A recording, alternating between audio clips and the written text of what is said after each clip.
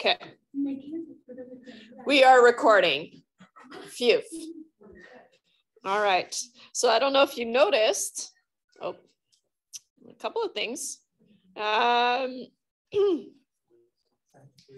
I did post our lecture video from Friday here. So there's like one lonely little video there. Of course, the whole course is there if you wanted to go and look at, you know, a previous term, I guess.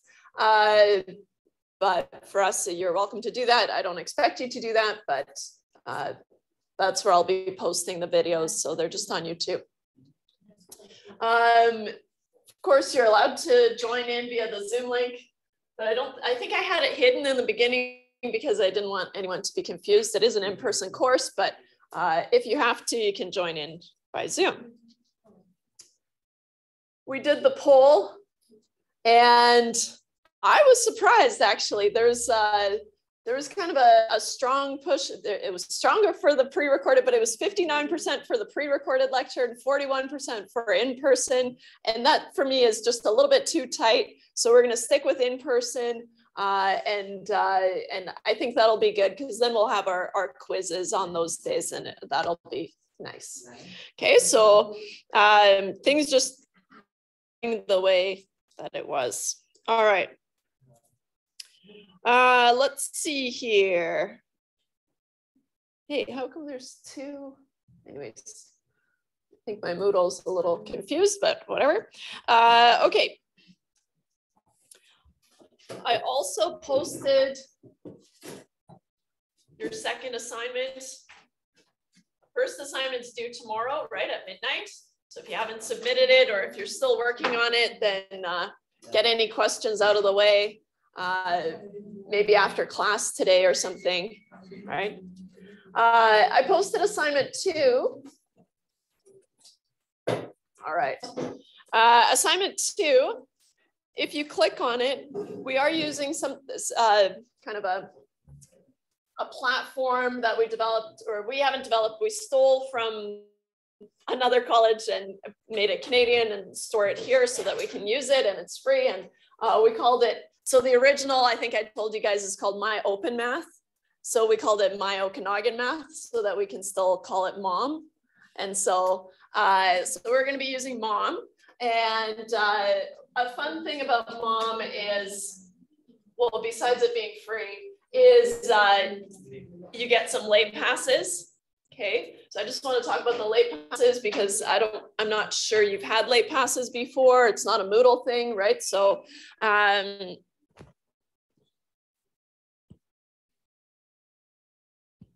is there a question up here? Wait.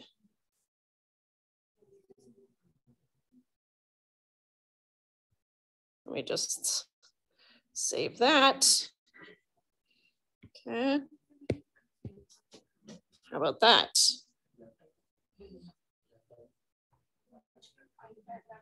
Question? Oh. How to take a screenshot on an iPad? You can go from the bottom. You take your finger or your pen from the bottom left-hand corner. Yeah. I know. Yeah. Pretty cool. Okay, so the late pass, if you wanted to redeem a late pass, you would just hit it here. What a late pass does is it just extends your due date by 24 hours, okay? You get a total of 10 late passes for the term. And just as a heads up, there's roughly 15 assignments, okay? So don't use them all up in the beginning of the term. You're gonna wanna have them for later, okay? And I just go crazy. I give you guys 10 late passes. I think everyone else is doing like 2 or 3. So just maybe don't brag about it too much with your friends. But I just want you to have all the opportunities to do these assignments. Question? No.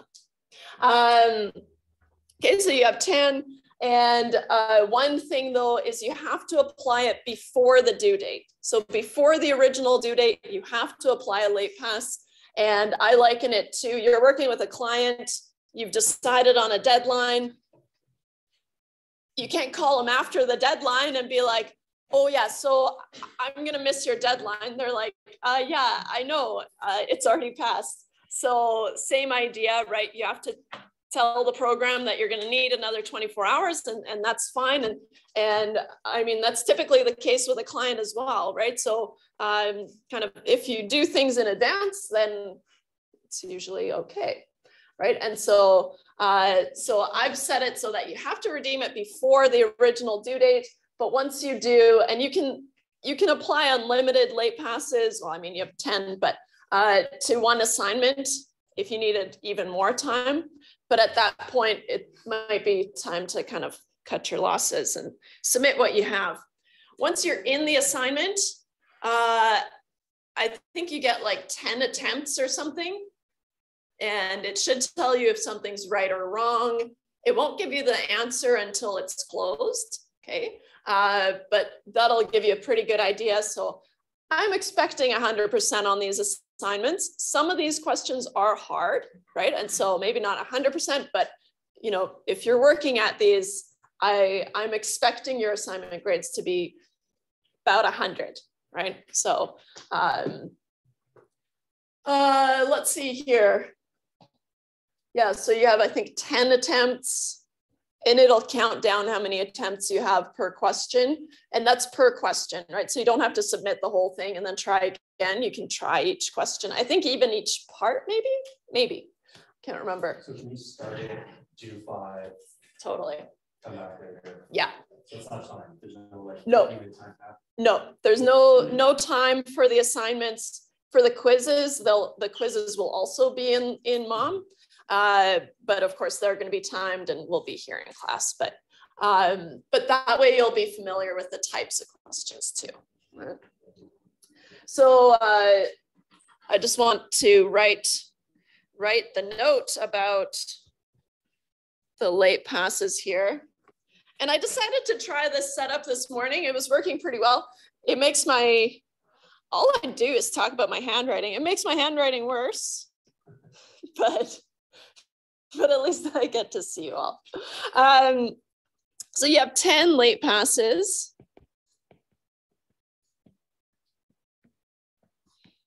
For the term. Okay.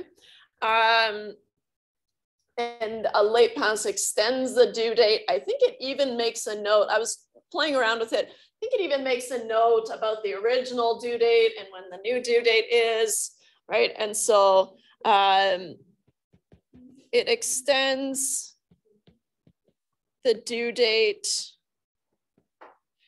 by 24 hours, right? So it gives you a little bit more time. Oh, that's what I wanted to say. Once an assignment is closed, right? So once you can't submit any answers, you can go back into it and you can try it just for practice, but it doesn't affect your grades, right? So you can kind of go back and you can review these questions and it just, I think it's like practice mode or something. So you can just go nuts in there and it doesn't penalize you or anything after it's closed, right? Oh yeah, the late pass must be applied before the original due date.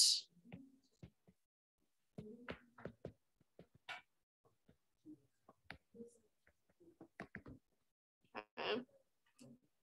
Just so we're all aware. Okay, so kind of a fun thing. And yeah, like we said, you can open it, look at it, don't do anything, go back into it. That's totally fine as long as it's before the due date. Okay, so question? I have one question for you about Moodle. Yes. A few PDFs that I can't access. Okay. Other people can. Is that on purpose? It is on purpose. I'm using the same shell for both courses. I was hoping it would hide it from you guys so it wouldn't be confusing, but now that I see from the student view, so if I go back here, kind of confusing because it looks like I have 2, but then I realized there's different section numbers. I was hoping that they would just be visible. Maybe I'll just make them both available. You guys are section 1. So 001 is you guys and 002 is the other one. They'll be pretty much the same, but obviously I want you to have the notes that we took together, right? And so I'm trying to keep them very, very similar, but yeah, so I thought I was being clever. Turns out I'm not, because they're both visible and one you can't access, right? Maybe it's just mine, but my 001 isn't accessible. Oh, yeah, that's weird. I think I'll just open them all up.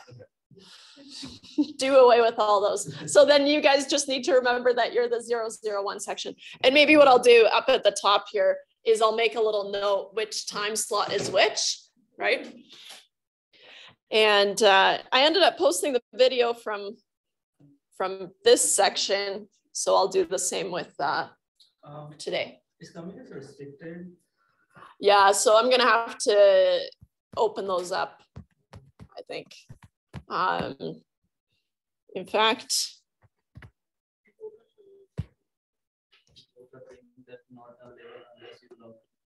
yeah, so here, this is, I thought I was so clever, but I wasn't. So I'll undo those restrictions and you'll just have to know which section you're in, right? Or it won't be bad. Oh. That's for next week. I know. Do you guys watch Superstore? If you've seen Superstore, there's a ton of stats jokes in there. And like totally old school, I stood in front of the TV to record it because I couldn't find the clip online. That's weird, right? But so I had to stand in front of the TV to record it. That's how much I wanted to share this clip with you. But anyways, that's for next week. Haha. Okay.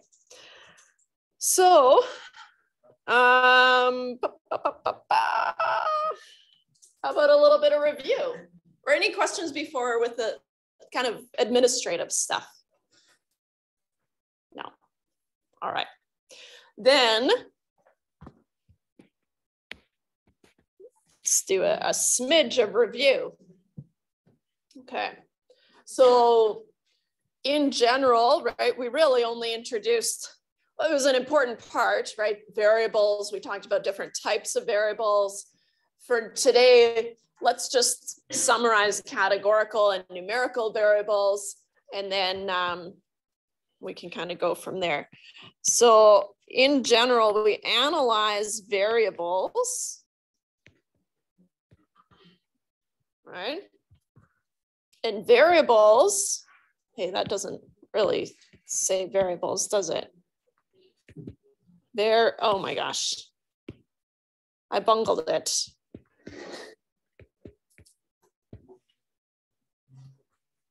One day I'll do that writing course where it's like actual handwriting, but then I'll be doing beautiful cursive writing maybe. Isn't there an app you can get to just translate it to text? It does do it, but because my writing is so poor, it doesn't really work. So yeah, because I tend to like join, anyways, whatever. We'll get there together. So variables are either categorical or numerical, right? And those were the key distinctions that we're going to make in this course. In general, for categorical data, we're going to be analyzing the counts in each category or in a specific category maybe. Okay. Question in the front? No? Okay. So we analyze the counts in each category. Right, thinking back to you know, some of the examples that we had, I always find that I'm looking outside. So then I'm like, what type of car do you drive, right? So if we just go by make, right, then Could be, I'm looking at a Mazda, Nissan, Honda, or a Ford. Hey, there's a nice selection out here, right? And so those would be the categories, right? But if we surveyed everyone in the room, for example, then we'd have, you know, some number of people who drive a Honda, for example, right? Some number of people who drive a Ford. I don't know. There's a Beamer out there. And I can't really tell what that is. No, the white one. anyways, doesn't matter. It doesn't matter. I do love cars though, but I don't know what that white one is.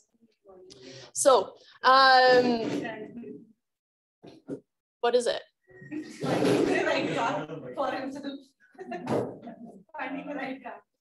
Yeah, the white one at the end. Anyways, doesn't matter. Yeah. So we're analyzing the counts in each category. I digress. The counts in each category. Often there's only one category that we're interested in, right? So for example, if I'm analyzing grades from my previous terms, for example, I might be interested in knowing about my A students, right? So even though there are B students, C students, D students, if I'm interested in those A students, then I could label everyone else as not A, right? And that's a pretty common thing that we do. So then it becomes this binary data, right? 0, 1 data. So even though we might have multiple categories, right? We can always kind of whittle it down to a yes, no situation. Yes, you are an A student, or no, you are not an A student, right? And so even if we have multiple categories, sometimes we'll want to do that. For numerical data, we're going to analyze the average, okay? Remember, that was our kind of gatekeeper. Does it make sense to talk about the average for this variable? And so we're going to analyze the average. But what I want to do here is I want to highlight average. And from here on out, we're going to call it the mean instead. Okay. I use them interchangeably, and often in the beginning, I'll try to kind of say the mean and then follow it up with the average until we get that link between the two, right? But in statistics and obviously in data science, the mean is what we're going to call the average, but it is the average, right? And we all know how to find the average. We all know how to, we all know about the mean, right? And so, so that's good. Okay. So when we're deciding what type of variable we have, sometimes, like I was saying with the gray areas, right? Sometimes there are variables that it's not obvious which one, right? So then really what you're deciding between is, would I find more value in knowing something about the mean or the average, right? Or would I find more value in knowing about the counts in some category, right? So, good. So then we said, all right, so we can have categorical or numerical variables. They dictate how we're going to analyze stuff. Notice that I'm using analyze here, kind of generically, not really saying what it is. I'm going to sit on that for a little bit longer, right? But that's what we develop in chapters 4, 5, 6, 7, 8. We just need to get there, right? And so analyze, this is kind of a generic term, right? But we're going to get there. So where we kind of ended off was we introduced this idea of, okay, if I have a research question, then the variable that I'm interested in is going to be called the response variable. It can be called the dependent variable, but let's just focus on one term today because we talked about all the other ones last day. Okay, so from a research question,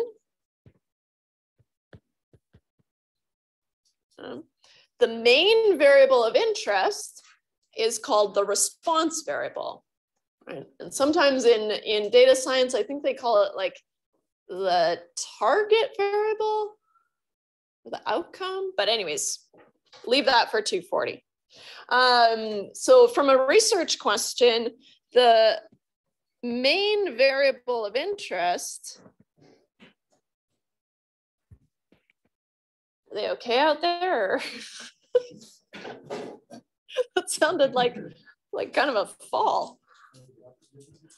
The stairs are further away than that though, so I don't know.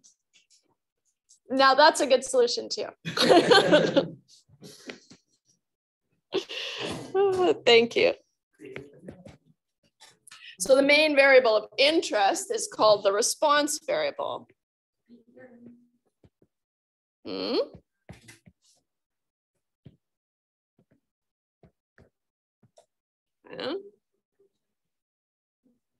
And then what we said was, okay, once we've decided, you know, if I want to know about the gas mileage of a car, right, or some group of cars in general, right, I might collect things like the make and the model and the engine size and all that kind of fun stuff, right? I might have all this information, how many kilometers is on the car, right? But my main variable that I'm interested in is the gas mileage, right? Or I'm always using American textbooks, so the miles per gallon. Although I think we do liters per 100 kilometers, right? I think. Anyways, doesn't matter. Right, so then that would be my response variable, and then all the other information, all the other variables that we have would be explanatory variables. Of course, if you're considering multiple research questions, right, then that would change, right? Then your response variable might change, right? So let's just say all other variables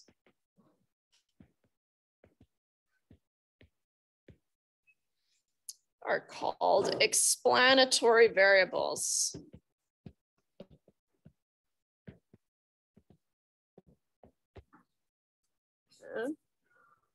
We didn't really get to talk too much about it, right? But explanatory variables, we have these variables and we hope that they'll explain changes in the response variable. So explanatory variables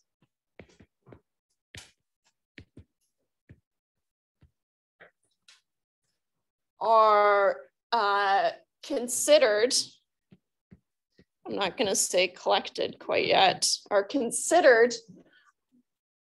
to help explain or in order to help explain. And that's why it's explanatory and explain changes in the response variable.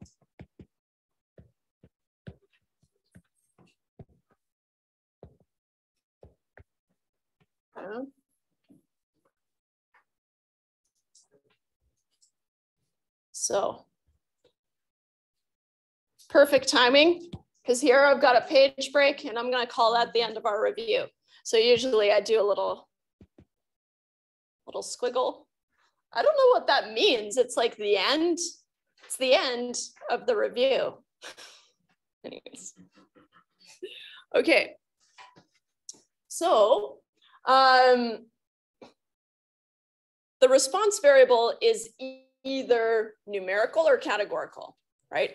And so that's really what determines how to analyze this variable, right? Is whether the response variable is numerical or categorical, right? But we'll kind of parking lot that for a little bit longer. And then explanatory variables can also be numerical or categorical or some combination of the two, depending on, you know, your situation. Okay, so I want to go back. I've got my secret notes down here so I don't get, but I'm already kind of lost and I should just be winging it. But anyways, it's because I didn't get as far with you guys as with my other class. So I'm trying to catch you up. All right, so, which is weird because I usually go faster in the second time around. So I don't know what happened here. Maybe that's what happened. I just talked to you guys more. The 8 a.m.s, they're all sleeping anyways. Don't want to wake them. Give them a peaceful rest. So later on, we're going to want to examine the relationship between two variables. And for now, let's focus on two numerical variables. Okay. So we will want to examine the relationship between two variables. The relationship between two variables.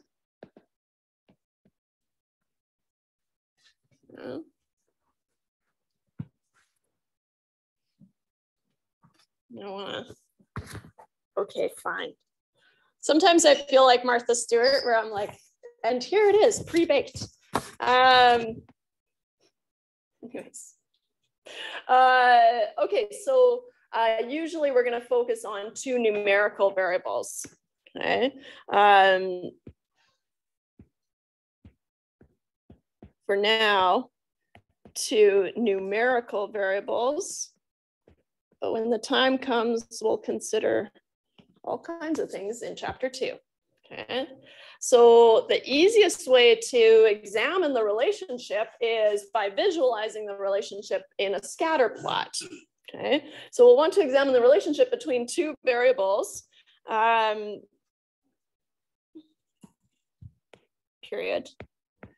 We use a scatter plot to, nothing's easy, right? I shouldn't say easy or easily, but to easily identify relationships between data.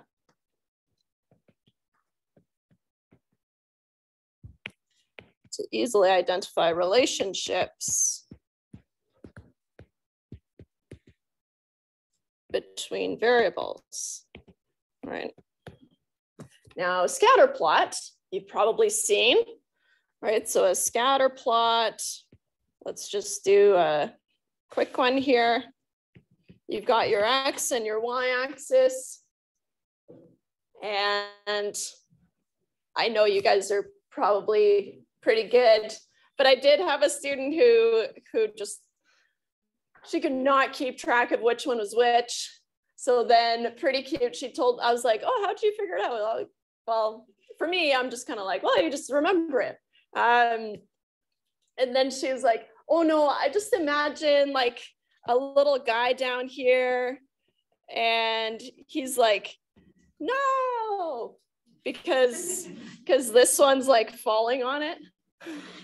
So anyways, that's how she remembered that it was the x-axis. But the reason we need to know that, besides just life, is the x-axis is where we put our explanatory variable, okay? And then on the y-axis, we put our response variable, right? And so here, this is where we put our explanatory variable. I want to highlight the connection here, right? And that's why I like the term explanatory instead of an independent variable, because that doesn't give you any clues, right? And so I like explanatory variable. And on the y-axis, we put the response variable. If you remember one, you remember the other, right? So, yeah, so whatever you need to do to remember how those go. So a typical scatter plot might look something like this, right?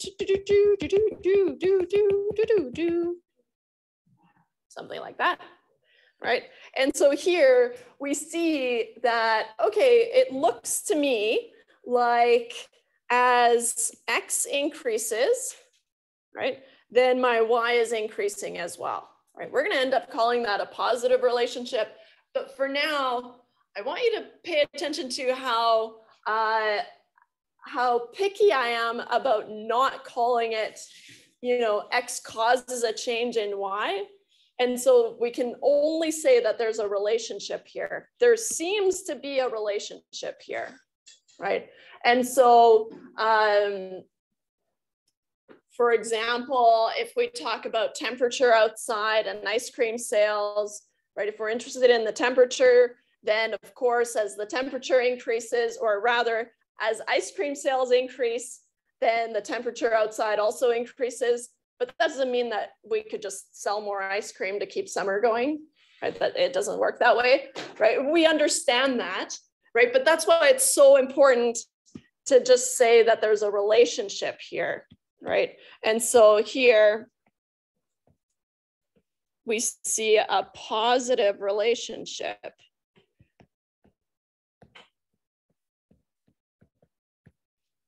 Okay. So it's really, really important that we don't say that one thing causes a change in the other thing. And we call that causality, right? And the only way that we could say anything about causality is through an experiment where we've controlled all factors. That's the only way that we could say this causes a change in another thing. Right, so whenever you're reading studies, and because it does happen, I can probably rustle up some examples, some kind of insane examples, but where they claim that, oh yeah, this causes a change in this. Well, unless they did a thorough experiment where they're controlling every single aspect of it, we can't say that, right? So I want you to be kind of aware of that terminology. So we can say that there's a relationship, or we can say there's an association, right? So maybe I'll add that, relationship / association.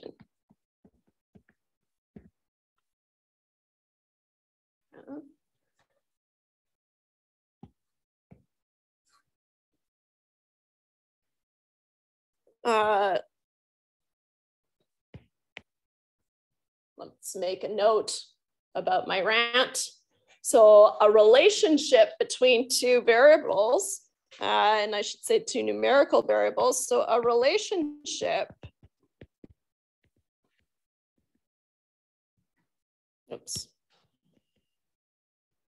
between two, and I'll specify here numerical variables, no period, does not, I'll even underline, does not imply that the explanatory variable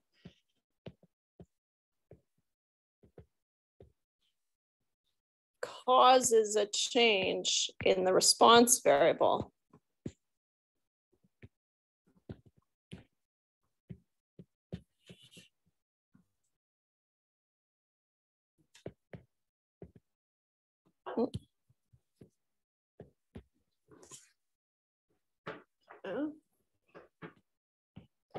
I'm going to say the only way to establish causality, so the only way to establish causality, right, is through a controlled experiment. Oops.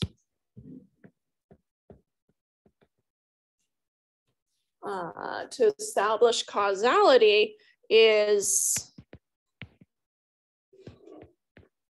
through a controlled experiment.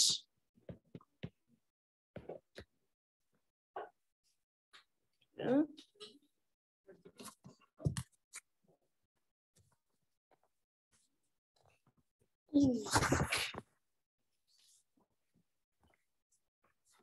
Oh, ha. I knew there was another thing on Moodle that I wanted to say. Okay, so I just released it because I had to kind of rejig some stuff. That's on my end, that's not on your end. No picking. I'll even switch it. It looks cleaner on your end too, or at least a little bit, right? And so what I did was I went through and I wrote down what we're going to be covering every day, right? So for your pre-reading, right, then that might be helpful. Section 1.4, all I'm going to say about 1.4 is coming up now, and then we'll do 1.3. So I do have kind of this order that I can't seem to shake. But we're not going to talk a ton about experiments because it's its own field. So I won't waste our time there. But for next day, right, read section 2.1. 2.1 is a big section. Okay. And so read section 2.1, and then we'll keep working on 2.1 for Friday. And oh my gosh, is that quiz 1? So the reason I was thrown, I forgot there were no classes on the Friday of the 30th. So then I had to kind of rework some stuff. I think you'll be, well, you won't be happy until we've covered chapter 3, that chapter 3 is not on quiz 1, making quiz 1 kind of a fun, quick win. So it's just going to be on chapters 1 and 2, but notice that we do wrap up 2 on the Thursday. So you will want to read ahead and just kind of be prepared for that Thursday, for next Thursday. Quiz is 10% of your grade.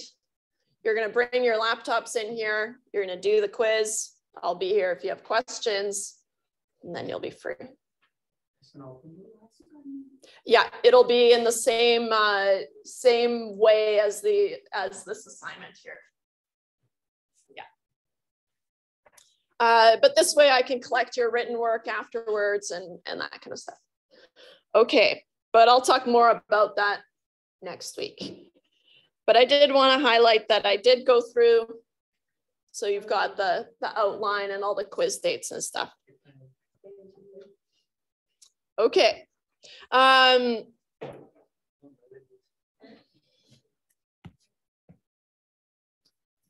So we're not going to talk about experiments so much, or even at all, really. This is all I'm going to say about experiments. Okay, and so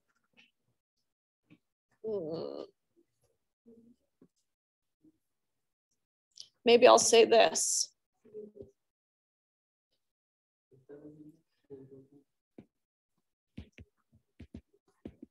This is all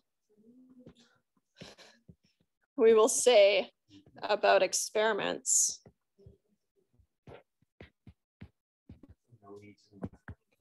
Understand the rest of the textbook, but at least what controlling is, or randomization, yes, but controlling, blocking, factoring, no. Okay. No, don't worry about that. Like I said, it's its own field. If you're in the data science, then you're not going to be doing experiments, because ethically, I don't think I can't come up with a single experiment that you could do. And if you're in the biology portion, then you'll probably have to take another course that tells you all about experimental design, because like I said, it is its own field and probably deserves more than a 15-minute blurb here in class. So that's all I'm going to say about experiments. So your takeaway is that they're the only way to establish causality. And really, that's only if you've controlled everything. So if you're thinking about, you know, tomato plants is my go-to example. Tomato plants, I have to control the sunlight, the fertilizer, the amount of water, the soil. I have to control all these things. I have to randomly assign them, and I have to do all these things. And then I could establish causality if there is any, right? Okay, so I think we're all familiar with the idea of experiments, right? Just from like high school science, right? You did an experiment. But if data isn't collected through an experiment, the other way that we can collect data, and most data now is collected through just observational studies, right? And so observational studies are exactly like they sound. It's where we just observe information, right? And so data is collected either through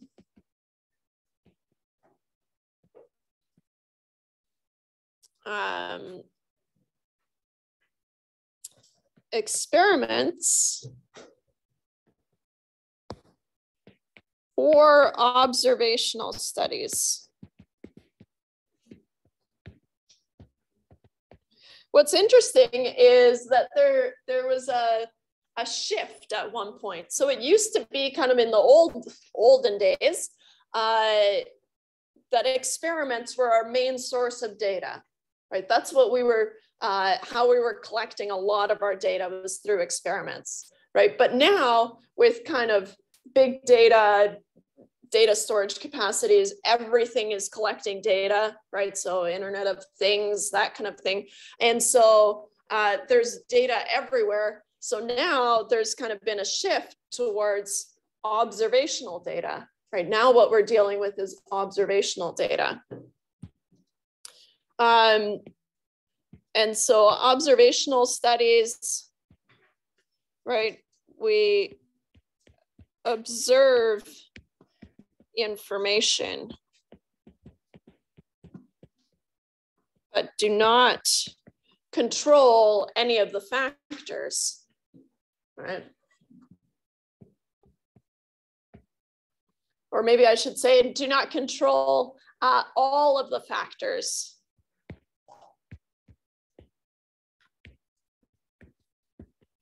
Usually we're not controlling any of the factors, but I am thinking about situations like medical studies, right? Where you give the treatment and then the placebo, right? So you give some control. So you have a control group.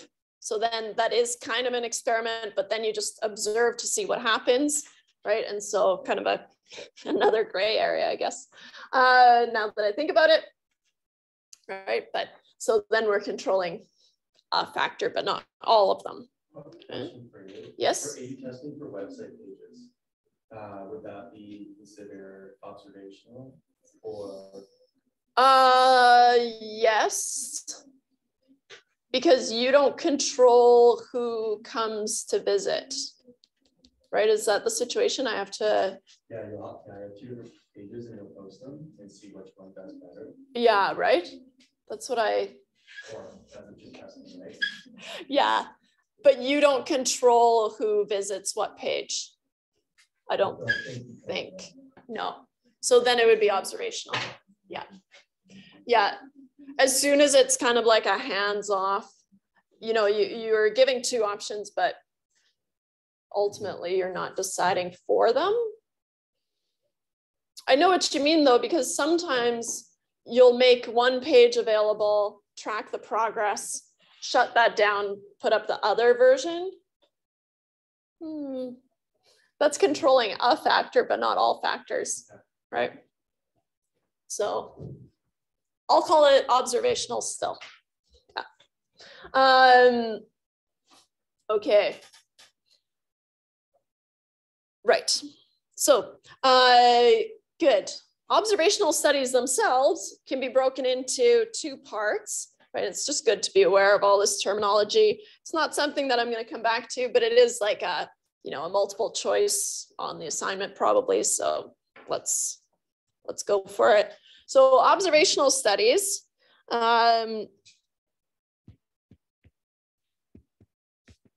trying to keep it on this one page. Observational studies are either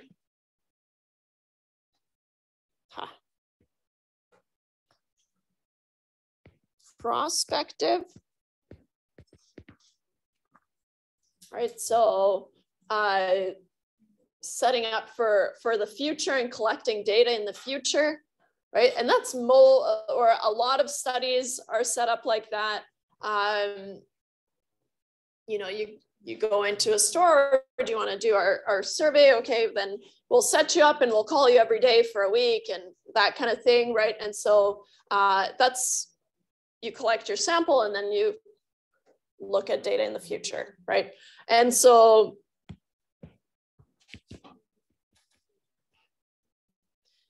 future observations.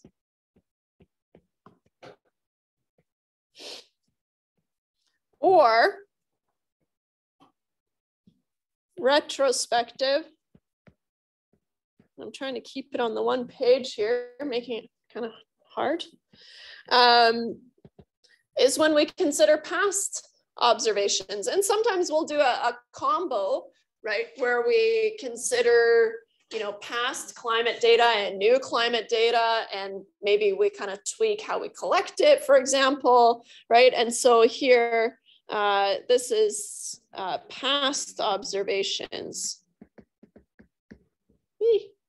Observations, tiny. Maybe I'll scoot this over here. Dink. So that it actually says observations. Okay. Doesn't really affect our analyses, right? So we'll just kind of leave it at that, but it's good to know that there's distinction there as well. Questions? No? Okay. Let's see here. Let me bring up.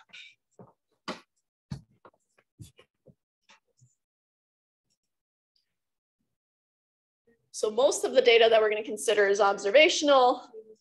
So when we're collecting data, right, or a sample or information, right, we're going to have some target group, right, some group that we want to know information about.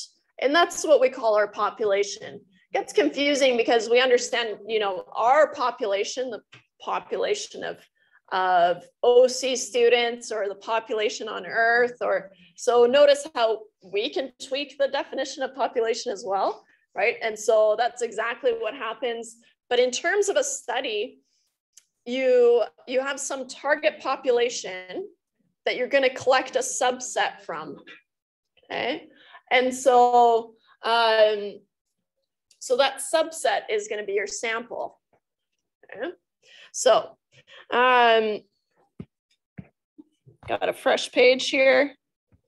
So when we're collecting data, right, we first have to identify our target group, right, our population that we're interested in knowing something about. Our conclusions can only be about that group, right? And so I can't, you know, collect information from students at the college and then draw conclusions about all students in BC, for example. And we know that sounds crazy. We wouldn't do that, right? But sometimes if we don't know about the things that we're talking about, it's easy to make those mistakes, right? So we have to be really clear about our conclusions can only be about the population that we're analyzing. So when collecting data,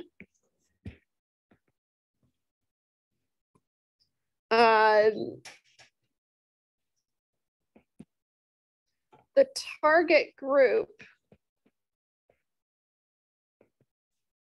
that we want to learn about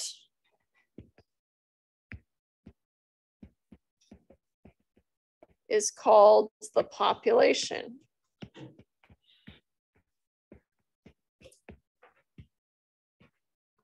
highlight population there. Yeah. So that's the group that we want to learn about. But of course, we're only going to collect a subset of that group, and that's going to make up our sample. Yeah. And so the subset of the population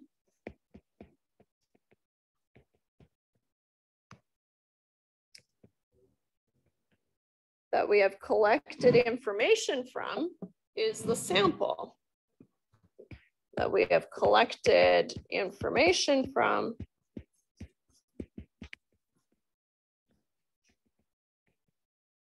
is the sample.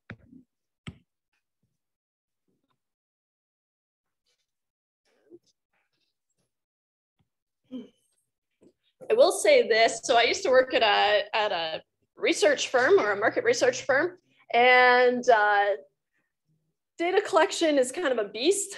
So if you find yourself in a situation where you have to collect data, either there's lots of data that's already been collected that you could use, or if you really, really have to go out and collect data, I would probably say, so my advice to you is just hire someone to do that for you so that they do it properly, because this little bit of time that we're spending on it is not nearly enough, right? And so that's my caution to you.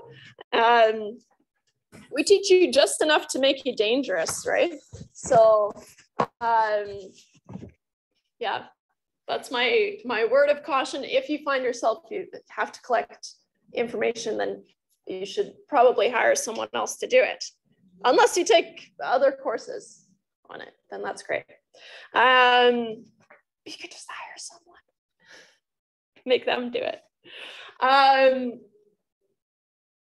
So we collect a sample to try to learn about the population, right? So we're using the sample information, but really what we want to know is what's going on with the whole population. So it's really, really important that the sample is representative of the population, right? And so statistics is this idea of taking sample information to learn about the population. Okay, so in order to use the sample to learn about the population,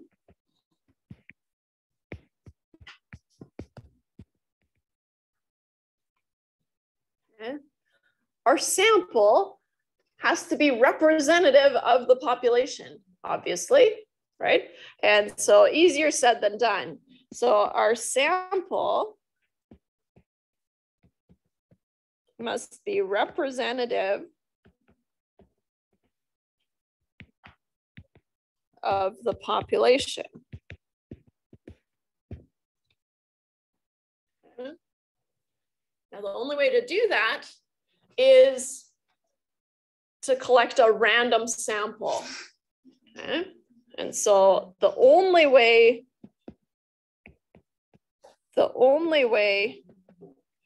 to ensure the sample is representative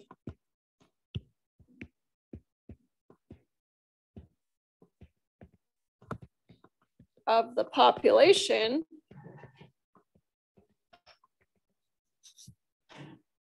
is by randomly selecting our sample. Is by randomly selecting our sample.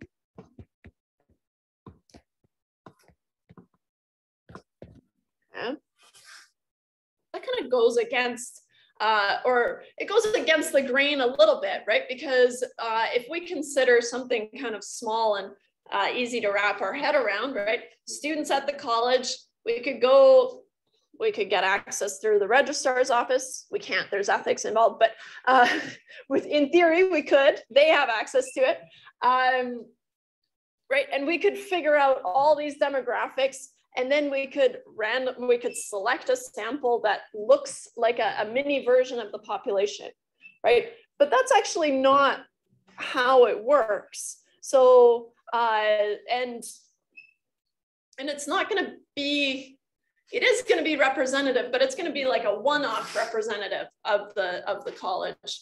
And so if you're randomly selected or randomly selecting your observations, then what happens is all those kind of demographics and proportions, as long as your sample size is large enough, they're going to show through. And that's pretty cool. But it also makes it kind of more transferable to maybe future years at the college, right? Where things change a little bit. Whereas if you've just taken this year and looked at everyone and you've matched those demographics perfectly, then next year that's going to change a little bit. And then all of a sudden you'd have to do it all over again, right? Whereas if you're randomly selecting, then you're kind of covering your bases more. Okay. And so randomly selecting our sample minimum, yes. Would you say there is a minimum percentage of? You should. So if you know your population, and that's not always the case, right? There are populations where it's just, you can't possibly know everyone. Think about ants, for example. You want to sample ants, right? You'd have to consider the ones that you see in front of you, the population, and then go from there. But is there a minimum? Aim for 10%. Sometimes you'll be happy with 2.5%, depending on the size of the population. So we used to do surveys for BC mostly. And if we got a response rate of 2.5 or 2%, we were like excited. So yeah, not very good, but it does give you enough information. So nice. Okay, so randomly selecting a sample, on the other hand, minimizes bias. Okay, so this minimizes bias.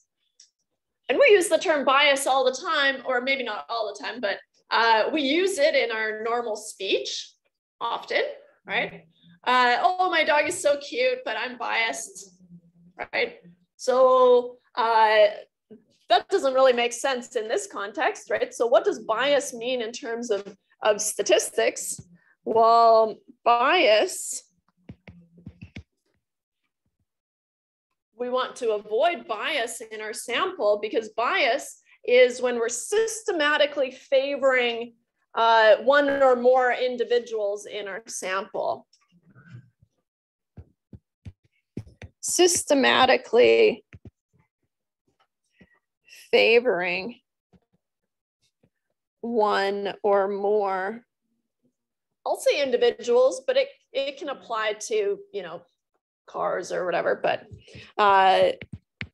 one or more individuals in our sample, or to be included in our sample.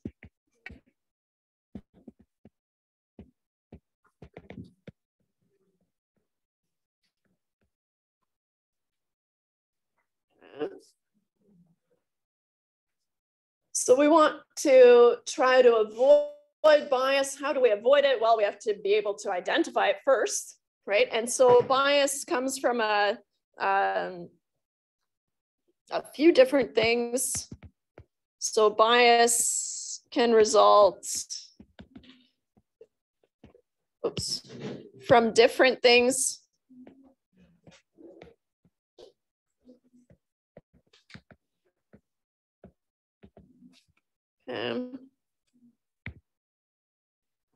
If we collect something called a convenience sample, which is exactly what it sounds like, right? So I give you a task of collecting information on OC students, and after class, you just go and collect the crew of students that comes out of this classroom, right? They're all taking the same course, and so that's not really representative of the whole campus, right? And so then we have a convenience sample. So a convenience sample, right, is exactly that. It was convenient for us to collect that information, but it's not representative, right? So convenience sample, right? I don't know how to explain it more, but I'll try. Right, so individuals included in the sample were not randomly selected, right? They were just conveniently selected. So conveniently selected rather than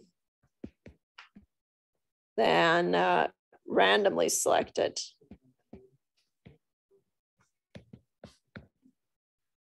Yeah. Seems tempting, right? The other type of bias that we really have to be aware of is non-response bias. Okay, so non-response bias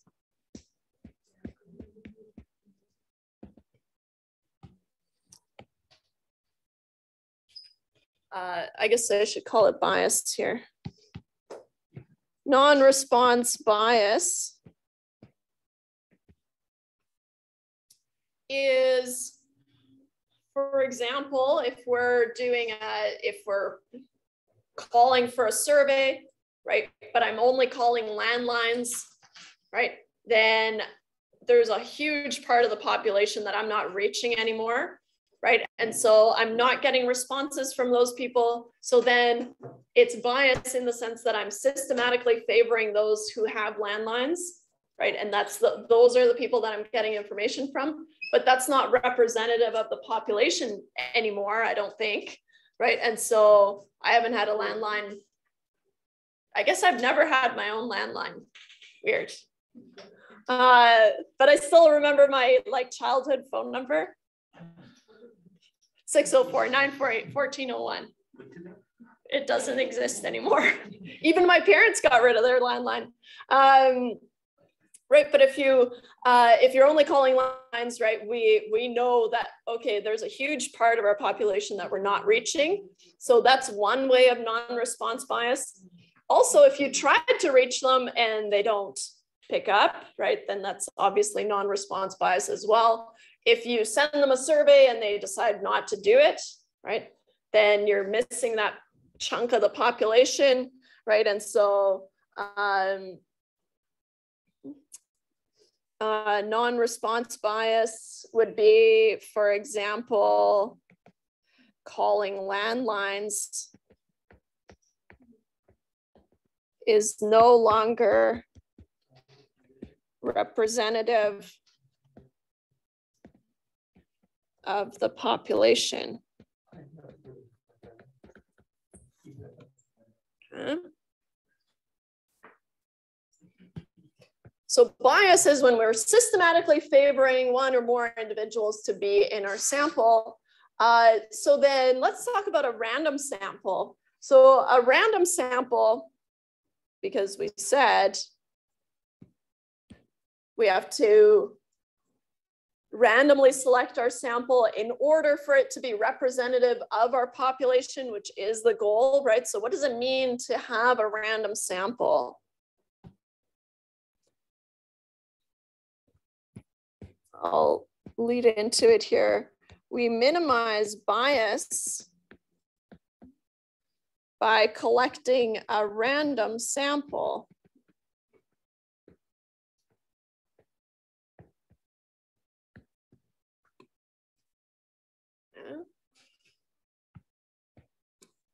A random sample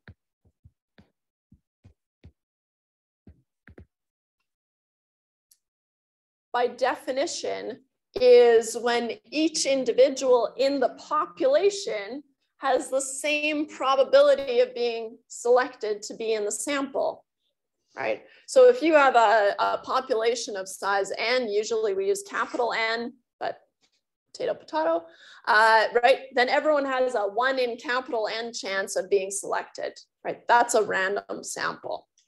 Okay, so each individual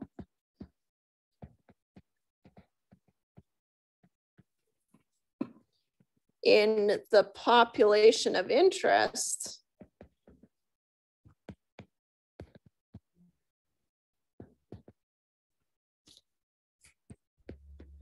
has the same probability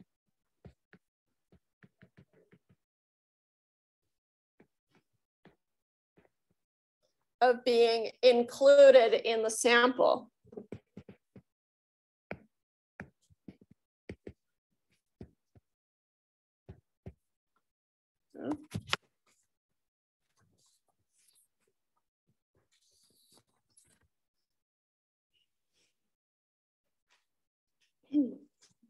So, of course, there are a couple of ways that we could collect a random sample. For the rest of the course, we're only going to consider one. It's a simple random sample, which is exactly what it sounds like. It's the most basic one, but it usually does the trick. But if you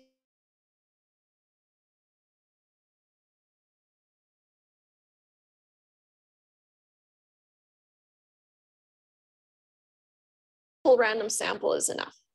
But a few techniques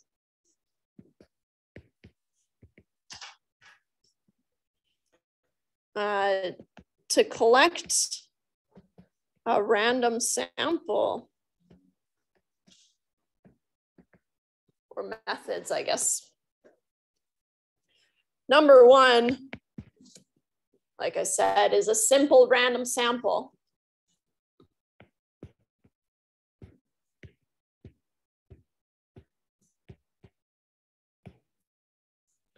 Which we often abbreviate SRS, or always do, right? Simple random sample, SRS, okay?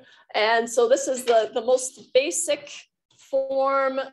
It's usually satisfactory in getting us a sample that's representative of the population. And so what do? We have our population, and like I said, that's not always the case, but let's assume that it is for our purposes, right? We have our population, and then we randomly select people from that group. What's one of the ways that we could do that? Well, kind of old school, we could put all the names in a hat. Let's assume their names in a hat, randomly pull out as many as I want in my sample. That works, right? Kind of more normal now is if I have that list from the registrar that we can't have, but it exists, obviously, right? And so then I have all the students at the college in some Excel spreadsheet, and next to those names, I'm gonna put a random number. So Excel has a random number generator. I think it's like rand from or something, but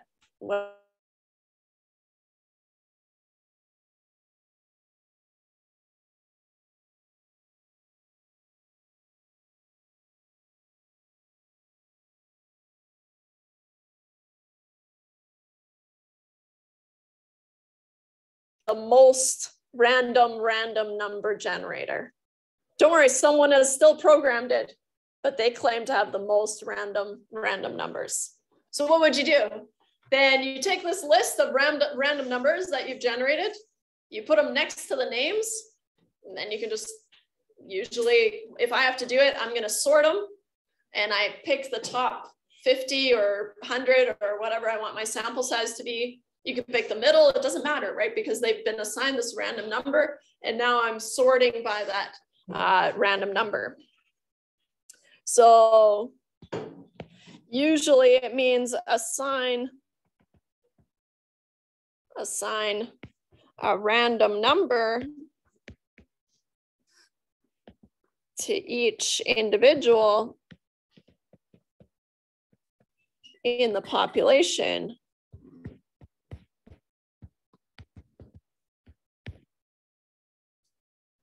Sort by those random numbers, and then pick the whatever sample size you want. That's just one of the ways. There's many ways that you could pull out a random sample, but this is like the most common. So assign a random number to each individual in the population, sort by the random number.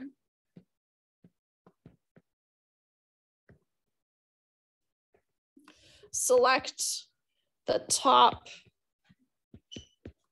or middle or bottom, it doesn't matter.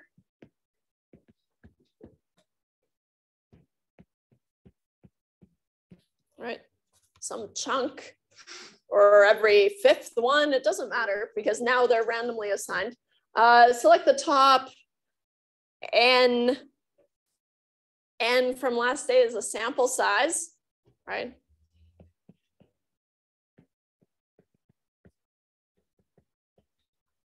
Individuals in your sample or into your sample. I knew there was a question brewing, yeah. Why wouldn't you just use the whole population in your example for the whole college?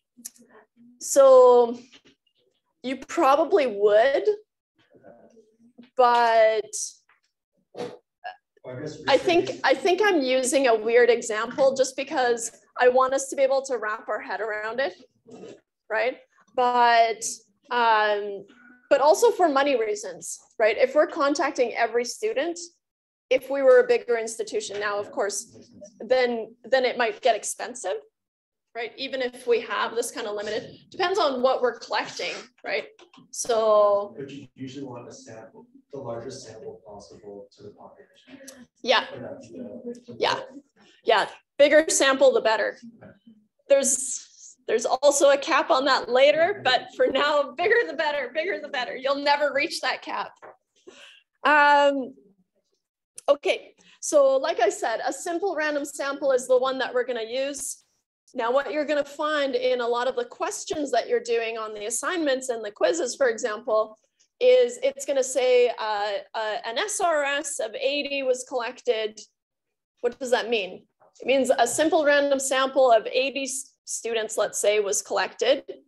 And by saying that it was a simple random sample, that's saying that you can go ahead and assume that that sample is representative of the population, right? So it's kind of a heavyweight thing, right? The SRS, and it's going to come up. So just be aware that that means that that sample is representative of the population. Okay. Now we're not going to talk about these more than just introducing the idea, right? So we just need to know what they are. But some other more sophisticated techniques are things like stratified random sampling, and I'll introduce it here, but cluster sampling, which is only slightly different, or even multi-stage sampling, and there's lots more, but those are kind of our main ones. So stratified random sampling, SRS. No, I'm kidding. That would be way too confusing. Stratified random sampling is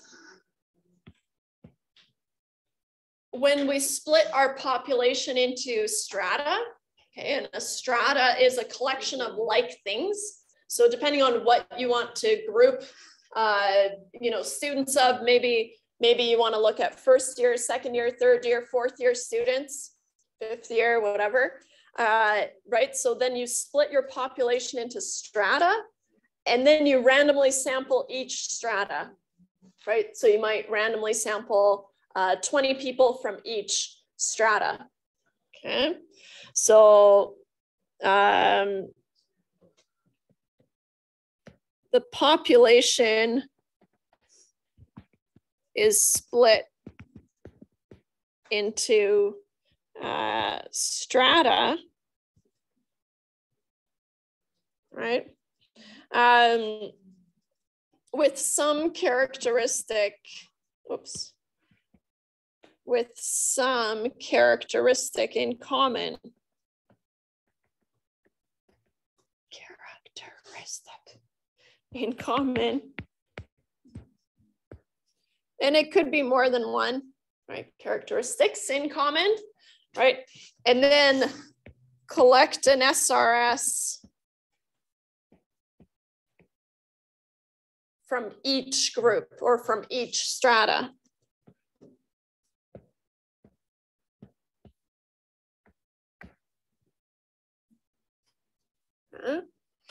Whereas cluster sampling is very, very similar, and they're kind of hard to keep track of.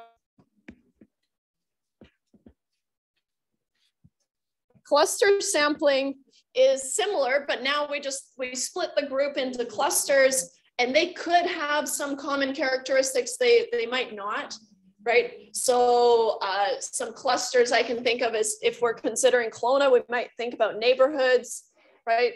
North End, Glenmore, Rutland, kind of moving my way this way, right? Mission, I don't know what's between Rutland and the Mission, but you guys might know. Anyways, right, so then we have these clusters, and instead of randomly selecting people from each cluster, then we randomly sample clusters, but consider all the individuals in those clusters. So then I might only consider the North End and Rutland, because those I've randomly selected, but then I collect information from everyone who lives there.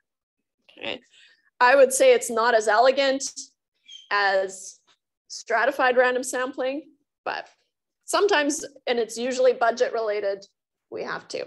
So cluster sampling, let me just write the note here. The population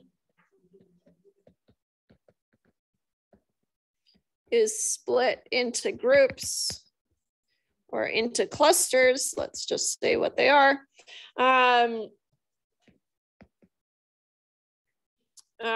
Then a random sample of clusters is taken, and all individuals in those clusters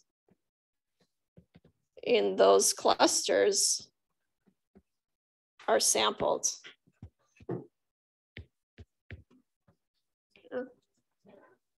I'll throw multi-stage sampling on there, but that's where we can layer things, but I won't say any more about that. If you have any questions, let me know. Otherwise, I know I'm all out of time. And I'll see you guys on Thursday.